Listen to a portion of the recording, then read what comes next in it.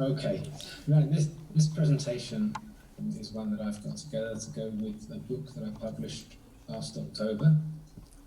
And the book is called No Easy Way, and it's all about trying to balance life as a mountaineer with life as a husband and worker. Because in line with most people, one of the main problems I've had is having to go to work every day. It interrupts climbing. But firstly, I'd like to introduce myself and say a few words about how I got into climbing. Now, it was my father's fault, really. He introduced me to climbing when I was very young. He was a walker rather than a mountaineer. Now, he did introduce me to some rock climbing, and this is me here climbing with a friend I've had since I was in nursery. There are those that say that my climbing technique has not improved over the years, but hopefully my belayers look as if they're holding the rope more securely and secure themselves more securely.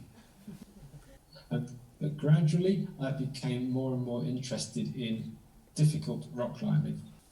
And in 1976 I did this very difficult climb in England, which first got my names into the climbing magazines. But I found that I was getting more interested in adventurous climbing rather than climbing for pure difficulty. So in England, we are very lucky to have a varied coastline, and this climb up this chalk headland was one of the sort of climb that I gradually became more interested in. It wasn't incredibly difficult climbing, but it was a wonderful position and climbing a very obvious feature. And also around our coast in the UK, we have quite a lot of sea stacks, pinnacles in the sea. And a lot of these were unclimbed. And for me, they were very adventurous. They involved swimming across to the sea stack and climbing up to the top. And of course, in contrast to those very technical routes, it was impossible to abseil down from the top and practice the moves. It was simply a matter of starting from the bottom and doing your best to climb up to an unclimbed summit. And this was the kind of climbing that I gradually got to really be my favourite. Now, at the same time, I became very enthusiastic about winter climbing in Scotland. And as a young man, it was easy to fit all of these things into my life.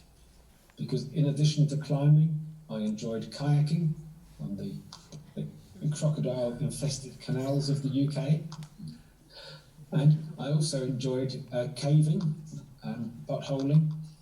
But the most time-consuming thing that I found that I really enjoyed was mountaineering.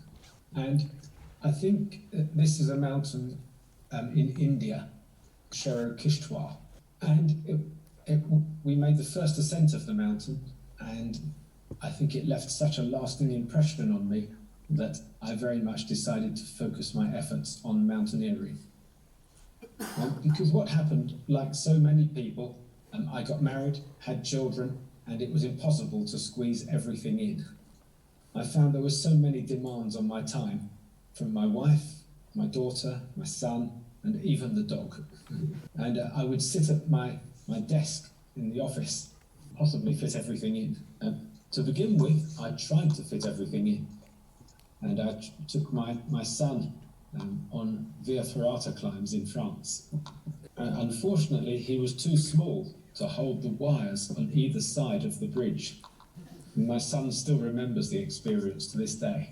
And so I decided that I should focus on mountaineering and keeping fit for mountaineering, rather than trying to squeeze everything in. And I was looking for spectacular peaks with eye-catching lines in interesting parts of the world. This mountain, Manamcho, in East Tibet, is typical of the kind of climbs that I looked to do. And to keep fit, I took up fell running, which is basically getting involved in races across the hills of the UK. And so over many years, I built up a collection of climbs that I wanted to do. This photograph is of a mountain called Gav Ding in West Nepal, and it features all of the criteria which I look for in my perfect climb. No Western mountaineers had ever seen this face before. The mountain was unclimbed. It had just one obvious safe line. It was technically difficult, it was challenging. It was in a culturally interesting part of the world that I had never been to before. And it had a descent route down the right-hand ridge, which was different from the ascent route. They're the criteria that I'm looking for, and I spend a lot of time researching mountaineering objectives. Sometimes I find routes by just climbing and looking out across the horizon and seeing spectacular mountains that I would like to climb. This mountain is a mountain called, in the distance, is a mountain called Kishtwar Kailash. I noticed it climbing another mountain, realised it was unclimbed, and returned the following year to climb it. But I thought what I'd do this evening is talk you through an expedition, a typical expedition to the Himalaya. This is a mountain called Shiva in India. In particular, it's an eye-catching line safely going directly to the summit of the mountain. Now, what I normally do is organise it as a very small team. Usually, it's either me and my climbing partner, or maybe two other people. Me on the right, Paul Ramsden, and two other friends of mine from the UK. For me, the excitement starts as soon as I arrive in the Himalayan country. And I have a short video here, which I don't think is going to play. Oh, is it? Oh. Just short of a Tony, aren't we, Rob? What do you reckon? What do you reckon that drove? This is driving in to the Indian Himalaya. Where the riffraff's going to get stuck. So there we're at. More and more roads are being blasted further and further into the remote valleys of the Himalaya. And that makes it easier for people like me, who had a full-time job, to get out and climb a good climb in the Himalayas in only 3 or 4 weeks away. Now, of course, it's not just driving on the road that's exciting. When you actually reach the roadhead, it's the sort of next stage in the mountaineering expedition. This is in Xinjiang, in the extreme west of China. And these are hot springs, with the hottest spring on the left and the coolest one on the right. The challenge that we set ourselves was to go under the water in one quadrant and go underneath the wooden slat and come up in the next quadrant. You can see exactly how far Paul Ramsden managed to get in. Rob Smith here, this was the furthest point anyone reached. Nobody got further into the water than this. So we failed. No one was able to go into one quadrant, underneath the wood, and come up in another quadrant. And this was the coolest of the hot springs. I dread to think what the hottest was like. Now, from the end of the road, of course, we have a choice of either using porters or mules to get up to our base camp. Porters can cover rougher ground, but they are prone to complain and go on strike. Whereas the mules can carry much heavier loads, but they can't cover such rough ground. But these photos here are taken walking into a peak in the far west of Nepal. And I enjoy the fact that the local culture is still very much alive, both with the Mani walls and with the ladies putting an awful lot of effort into preparing their buildings for the Dashain festival. Meanwhile, the men sit around on the balcony smoking hashish. But in these more remote areas of the Himalaya, there are still some very, very basic living conditions. This particular village is about 9 days' walk from the nearest road. looking at these young children, I do wonder whether or not they have ever seen a motorised vehicle. But things are changing, and the roads are being cut further and further into the Himalaya. So I don't think we will see villages this far away from civilization in the Himalaya in perhaps 50 years' time. But for us, of course, we are walking through on our way up to a base camp. And base camp is a rather grand way of describing it. We have just one tent for us to sleep in and one tent for our liaison officer and cook to sleep in. And that is our base camp. Now, I said the mountain that I wanted to show a few more photographs of the climb itself is this mountain Shiva in the Pangi Valley area of India. I don't want to go into too much detail, but we climbed up all these slopes here during the night and pitched our tent on this very, very narrow ridge here before the obvious upper section. It's amazing how when you reach a very narrow ridge like this, that to begin with, you just think this is very precarious, very difficult, and eventually we end up managing to pitch our tent in this very position. When the snow is soft enough, you can slice off the top of the ridge and place the tent exactly where that previous photograph was taken.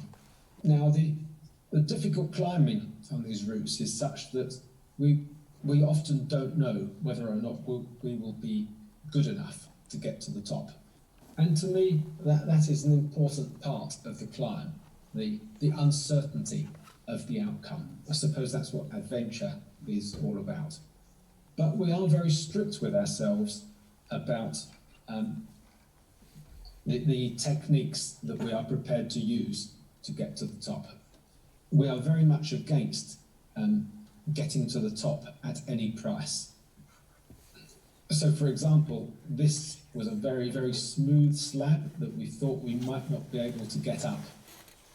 Of course, anything would be possible if we had placed expansion bolts and drilled holes in the rock, but we are not prepared to do that. I think that is something that's totally unacceptable for me. Now, on this climb, we were very lucky that the climbing conditions were almost perfect. The rock was very solid and secure. It was just the right consistency. So we were able to climb pitch after pitch after pitch, where we were not quite sure whether we would be good enough, and we just about managed to get up.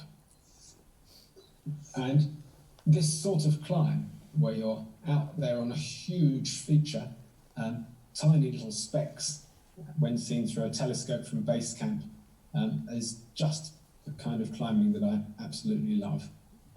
Now, I always used to be very worried about where I was going to spend the night when I was on a climb like this.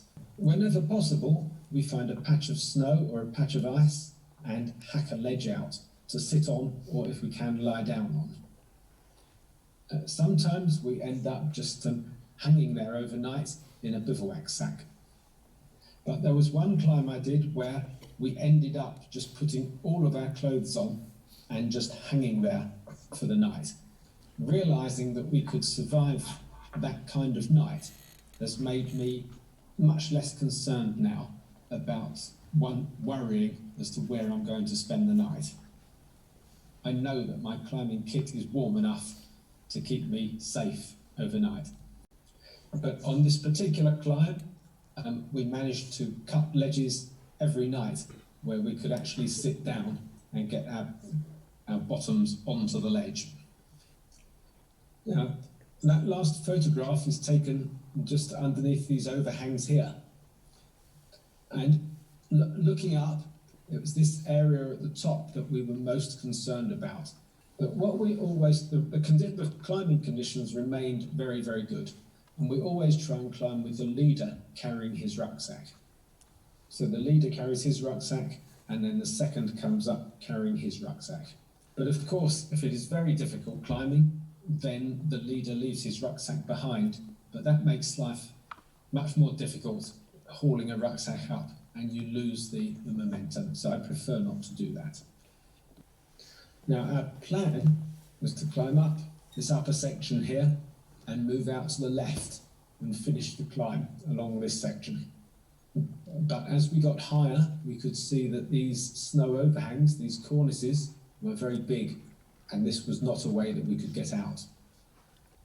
So we traversed this ledge line here, round the corner. We could not get round the corner, and we had to come back and manage to get the poles in and pitch our little tent here. And the only way for us to get out was to climb this chimney line up to the top. And it's amazing what a difference it makes if you can actually put the poles in the tent.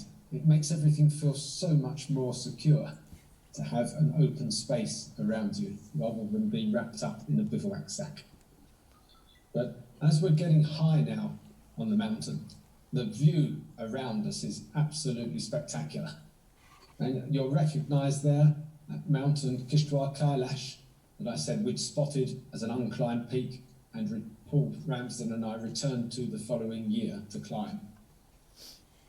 But here we just had this one difficult chimney, which initially looked extremely hard to climb up towards the summit of Shiva.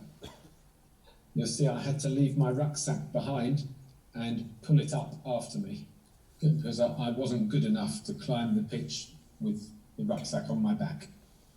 But I remember clearly at the top of this pitch looking around and thinking how lucky we were to be able to get to a place like this.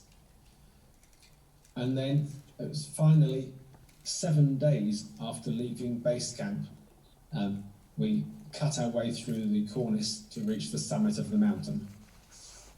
And it's a very special feeling, I find, to spend a whole year organising something. On this particular occasion, 7 days climbing upwards and finally achieve the goal that you've set yourself for the last year. So, of course, there's the essential summit selfie before one has to think about going down. And I mentioned earlier, we always like to descend a different route, if at all possible. So on this occasion, the mountain had been climbed before, but the long ridge stretching down in front of Paul had not been done before. So we descended that ridge and then dropped down all the way back down to our base camp, down in this valley to the left. And then, because I always have I'm always short of time, having had a full-time job for 39 years, I worked for the tax office in the UK. So I'm always short of time on these trips. So as soon as we get down, I have to move from the happy, smiling mountaineer to the very stern-looking official tax. Now, in doing all of this climbing for so many years, I finished really with saying you never really know what's around the corner. We can never predict what might happen to us.